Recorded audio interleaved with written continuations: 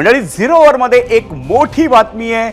दिल्लीतून आलेली महाविकास आघाडीत समन्वय साधण्याची जबाबदारी ही काँग्रेस नेते बाळासाहेब थोरात यांच्यावर सोपवण्यात आली. अर्थात काँग्रेस श्रेष्ठींनी, केंद्रातल्या काँग्रेस श्रेष्ठींनी बाळासाहेब थोरातांवर ही जबाबदारी सोपवलेली आहे. आणि बाळासाहेब थोरात त्यानंतर पहिल्यांदा उद्धव ठाकरे आणि शरद पवार यांची भेट घेणार आहेत. आपल्या सगळ्यांना कल्पना आहे, महाराष्ट्रातल्या विधानसभा निवडणुकीच्या पार्श्वभूमीवर संजय राऊत आणि नाना पटोले यांच्यामध्ये झालेल्या वादानंतर थोरातांकडे समन्वय साधण्याची धुरा सोपवण्यात आली आहे. या संदर्भात आपण सविस्तर जाणून घेऊया आपला प्रतिनिधी सोमेशकडनं. सोमेश, खरं तर जेव्हा ही महाविकास आघाडीच फॉर्म झाली तेव्हा बाळासाहेब थोरात यांच्याकडे प्रदेशाध्यक्षपद होतं आणि त्यानंतर ते नाना पटोलेंकडे आलं. पण नाना पटोलेंकडे ते आल्यापासून खटके उडायला लागलेत. संजय राऊत असतील किंवा नाना पटोले असतील, दोघांचाही आक्रमक स्वभाव आहे, त्यामुळे खटके उडतात. आणि त्यानंतर आत्ता समन्वय समितीची जी मुख्य जबाबदारी आहे काँग्रेसकडून, ती बाळासाहेब थोरातांवर सोपवली आहे का?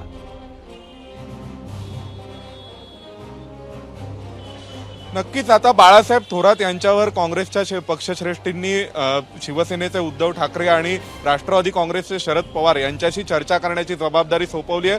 उद्याच बाळासाहेब थोरात हे मुंबईत येणार आहेत. मुंबईमध्ये त्यांची आपापसात एक बैठक होणार आहे आणि काँग्रेसने एक भूमिका जाहीर केलेली आहे की जोपर्यंत जागा वाटप ठरत नाही तोपर्यंत आपली यादी जाहीर करायची नाही. थोडक्यात याचा अर्थ असा आहे की महाविकास आघाडीत कोणत्या जागा कोण लढणार हे पहिल्यांदा निश्चित केलं जाईल आणि त्यानंतर मग काँग्रेसची यादी जाहीर केली जाईल. त्यामुळे काँग्रेस आता सावध पवित्रा घेऊन महाविकास आघाडी तुटू नये म्हणून बाळासाहेब थोरात यांच्याकडे समन्वयाची जबाबदारी टाकली आहे त्यांनी.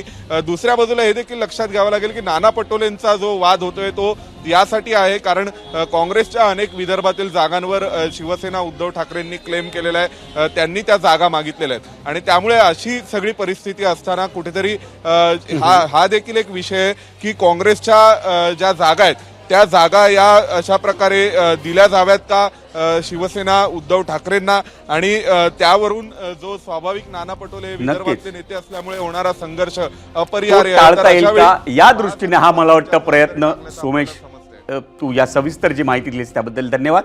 पण हा प्रयत्न आहे की नाना पटोले आणि संजय राऊत यांच्यामध्ये होणारा जो संघर्ष आहे तो टाळता येईल. त्या दृष्टीनं समन्वयाची जबाबदारी काँग्रेसकडनं आता बाळासाहेब थोरातांवर सोपवण्यात आलेली आहे. ही होती मोठी बातमी झिरो ओव्हरमध्ये. वळूयात पुढच्या बातमीकडे आणि ती बातमी आहे भाजपच्या रणनीतीची. मंडळी, लोकसभेत भाजपची जी पिछेहाट झाली किंवा महायुतीची महाराष्ट्रातल्या लोकसभा निवडणुकीत जी पिछेहाट झाली त्याला प्रामुख्यानं कारणीभूत ठरलेल्या अनेक कारणांपैकी एक महत्त्वाचं कारण मानलं जातं राजकीय निरीक्षकांकडून, ते म्हणजे मनोज जरांगे पाटील यांचा फॅक्टर. आता तुम्ही म्हणाल की मी असं का म्हणालो, तर मंडळी, मराठा आरक्षण आंदोलनाचा मराठवाड्यातल्या 8ही लोकसभा जागांवर सर्वाधिक परिणाम पाहायला मिळाला. परिणामी इथं छत्रपती संभाजीनगरची जागा जर सोडली तर 7ही ठिकाणी महायुतीचा पराभव झाला.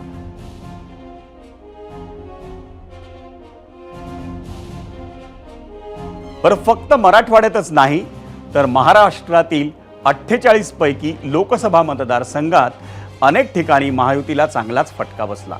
यावेळी तर आव्हान आणखी कठीण बनलंय कारण मनोज जरांगेंनी विधानसभेचा शड्डू ठोकलाय. इतकंच नाही तर त्यांचं फेवरेट टार्गेट उपमुख्यमंत्री देवेंद्र फडणवीसांवर त्यांनी हल्लाबोलही केलाय. त्यामुळे आगामी विधानसभात भाजपचं महायुतीचं आव्हान वाढलंय हे नक्की.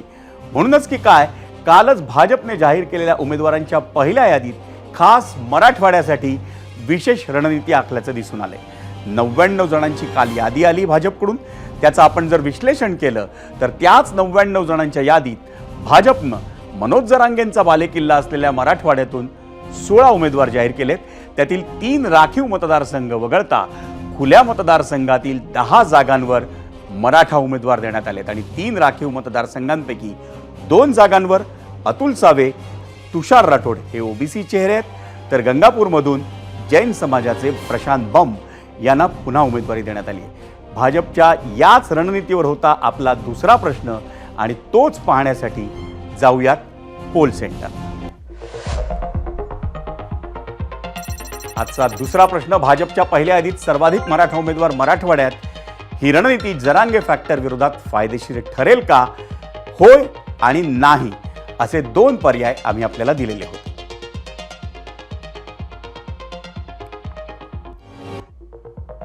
आणि याच प्रश्नावर आपण चर्चा करणार आहोत, पण त्याआधी भाजपची मराठवाड्यातील उमेदवारांची यादी पाहूया मीडिया सेंटरवर.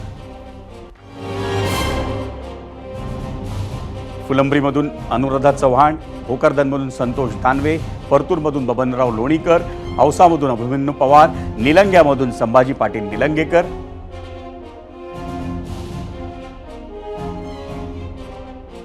तुळजापूरमधून राणा जगजितसिंह पाटील, हिंगोलीमधून तानाजी मुटकुळे, जिंतूरमधून मेघना बोर्डीकर, नायगावमधून राजेश पवार आणि भोकरमधून श्रीजया चव्हाण. आणि याच रणनीतीवर आम्ही मनोज जरांगे पाटलांनाही बोलतं केलं. पाहूया त्यांनी काय प्रतिक्रिया दिली आहे. त्यांनी कोणते उमेदवार द्यावेत का द्यावेत याच्यावर मी काय सांगू शकणार. त्यांना जे वाटले त्यांनी ते दिले, आम्हाला जे वाटले ते आम्ही देऊ. लढत मराठा वर्सेस मराठा म्हणजे मराठ्यांच्या मतांचं विभाजन नाही, ते मी सांगितलं ना, त्यांनी काय द्यावं आणि आम्ही काय द्यावं, पुढचे परिणामाची चिंता आम्ही नाही करत आणि करणार पण नाही. त्यांचा नियमाप्रमाणे त्यांनी केली, आपण काय म्हणू का त्यांना, करू नका तुम्ही. जे आहे त्यांचं आता आपण का डावळडवळ करायचं कारण नाही. आमच्या ह्याच्यात त्यांचे डावळडवळ करायचं काही कारण नाही. मंडळी, मनोज जरांगेंनी आपली भूमिका स्पष्ट केली आहे, पण भाजपच्या या रणनीतीवर नेटकऱ्यांना काय वाटतं ते जाणून घेऊयात मीडिया सेंटरवर जाऊन. आजचा प्रश्न होता, भाजपच्या पहिल्या यादीत सर्वाधिक मराठा उमेदवार मराठवाड्यात. ही रणनीती जरांगे फॅक्टर विरोधात फायदेशीर ठरेल, होय आणि नाही असे दोन पर्याय होते. एक्सवर जय थोरात म्हणतायत नाही, मराठवाड्यात खूप जण एक स्टेटस ठेवत आहेत, ते म्हणजे सुपडा साफ. कोणाचा सुपडा साफ ते मतमोजणीच्या दिवशी कळेल. यूट्यूबवर दीपक मगर म्हणतायत मनोज जरांगे पाटील म्हणतील तोच आमदार होणार. फेसबुकवर जयवंत कुबल म्हणतायत गरजवंत मराठ्यांच्या बाजूनं जे मराठा आमदार नव्हते त्याला मराठा मतदान देणार नाही. इंस्टाग्रामवर मेघा उज्ज्वल कुमार म्हणतायत जरांगे हे भाजपच्या कोणत्याही उमेदवाराला पाठिंबा देणार नाहीत, हे स्पष्ट आहे.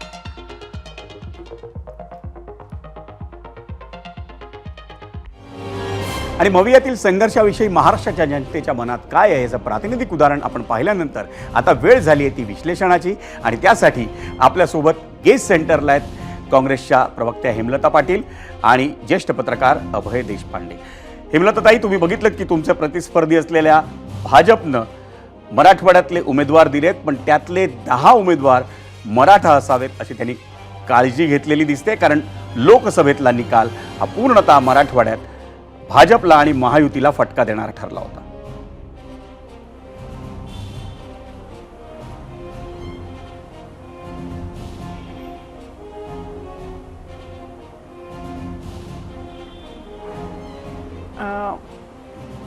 माझा आवाज येतोय आपल्याला? हो हो येतोय, बोला. माझा आवाज येतोय?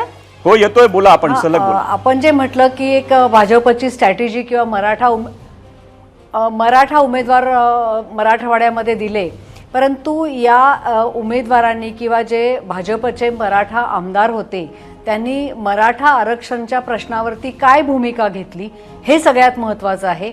जरांगे जेव्हा उपोषणाला बसले त्यांच्यावरती आणि तिथल्या महिलांवरती जो अमानुष लाठीमार झाला, ज्या पद्धतीने त्यांना त्रास दिला गेला आणि या संदर्भामध्ये मराठा आमदारांनी काय भूमिका घेतली हे महत्त्वाचं आहे. जरांगेच्या विरोधामध्ये भाजपचे वाचाळवीर आमदार असतील किंवा इतर लोकप्रतिनिधी भारतीय जनता पक्षाचे असतील, ते कशा पद्धतीचे विधानं करत होते किंवा महायुतीमधले काही नेते ज्या पद्धतीचे जरांगांच्या विरोधात विधानं करत होते, त्यावेळेला या आमदारांनी काय भूमिका घेतली हे महत्त्वाचं आहे. त्यामुळे नुसता मराठा उमेदवार दिला म्हणजे त्याला मराठा आरक्षणाच्या प्रश्नावरती आत्मीयता आहे असं समजणं चुकीचं असेल. आणि भारतीय जनता पक्षाची आत्तापर्यंतची सगळी एक आपण वाटचाल बघितली तर जरांगेचा विषय असो, मराठा आरक्षणाचा विषय असो, या विषयाकडे अक्षम्य दुर्लक्ष भारतीय जनता पक्षाने केलेलं आहे. त्यामुळे फक्त मराठा उमेदवार दिले आणि मलमपट्टी केली म्हणून त्या मराठा उमेदवारांना मतदान होईल असं समजणे हे पूर्णपणे चुकीचं आहे. त्यांच्यासमोर जे महाविकास आघाडीचे उमेदवार येतील ते पण कुठल्या समाजाचे आहेत. आपला मुद्दा लक्षात आला हेमलताताई. मला अभय सरांकडे जायचंय. अभय, एक राजकीय निरीक्षक म्हणून भाजपची ही रणनीती असू शकते का? कारण लोकसभेत त्यांना फटका पडला होता मराठवाड्यात. तर तो विचार निश्चितपणे झाला असेल, कारण विशेषतः बीडचं जे उदाहरण होतं म्हणजे तिथे दुर्दैवाने ज्या पद्धतीने ध्रुवीकरण झालं तसं ध्रुवीकरण होऊ नये यासाठी म्हणून एक रणनीतीचा भाग असू शकतो. परंतु तेच एकमेव कारण नाहीये. म्हणजे मराठवाड्यात जो एक मोठा पराभव झाला तो केवळ मराठा मतदारांनी केलाय असं समजण्याचं काही कारण नाहीये. कारण उस्मानाबाद धाराशिव असेल किंवा जालना असेल किंवा नांदेड असेल इथे तर दोन्ही लोकसभेला मराठा उमेदवार होते, तरीही तो पराभव झाला. कारण केवळ मराठा मतदार नाही तर त्यावेळेस दलित मतदारांमध्ये राज्यघटना बदलणार असं जे काही भाजपाच्या वाचाळ नेत्यांनी केलेली वक्तव्य होते त्याचा परिणाम होता. मुस्लिम मताचं जे कन्सॉलिडेशन झालं होतं त्याचा तो परिणाम झाला. त्यामुळे हे सगळे परिणाम होऊन तो सगळा निकाल आला होता. तरी पण मला वाटतं काळजीची बाब म्हणून त्यांनी एक रणनीती म्हणून केला असेल, परंतु तो एकमेव फॅक्टर त्यांना फायदा देईल असं नाही. हेमलताताई आता म्हणाले त्यांची बरोबर आहे की मराठा आरक्षणाच्या आंदोलनासंदर्भात कोणत्या पक्षाने काय भूमिका घेतली होती याचा निश्चितपणे निवडणुकीत विचार होईल. फक्त एक असतं की लोकसभा आणि विधानसभेत एक मूलभूत फरक आपण लक्षात घेतला पाहिजे की ते कॅनव्हास छोटा असतो निवडणुकीचा. त्याच्यामुळे उमेदवाराचं एक व्यक्ती म्हणूनही महत्व असतं, पक्षाचं ते असतं ते उमेदवाराचं असतं. अशा वेळी जास्तीत जास्त लोकांशी संपर्क असणारा त्याच समाजाचं प्रतिनिधित्व करणारे उमेदवार असतील तर स्वाभाविकच त्याचा जास्ती त्याला कदाचित लोक त्याच्या बाजूने पसंती देत असतील. अभय, आपण या चर्चेत सहभागी झालात. हेमलताताई, आपण या चर्चेत सहभागी झालात त्याबद्दल दोघांचे आभार. आणि मंडळी, आता वेळ झाली आहे आपल्या दुसऱ्या प्रश्नावर जनतेचा कौल पाहण्याची आणि तोच पोल रिझल्ट पाहण्यासाठी जाऊयात पोल सेंटरला.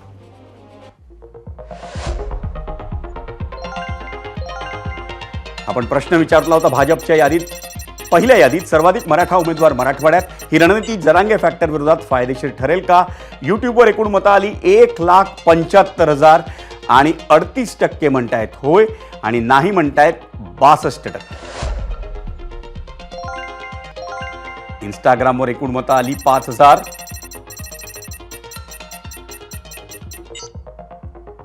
होय असं उत्तर देत आहेत 73% मंडळी आणि 27% म्हणतायत नाही. फेसबुकवर एकूण मतं आली 1,500.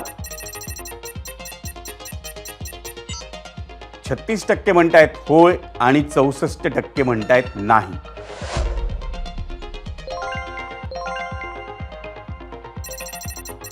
एक्सवर आपण कौल पाहतोय 60% म्हणतायत होय आणि 40% म्हणतायत नाही. आणि मंडळी, या बातमीसह वेळ झाली एका छोट्या ब्रेकची, पण कुठेही जाऊ नका कारण ब्रेक नंतर बातमी आहे मनसेची आणि महायुतीची. त्यासाठी पाहत रहा एबीपी माझा. एबीपी माझा, उघडा डोळे बघा नीट.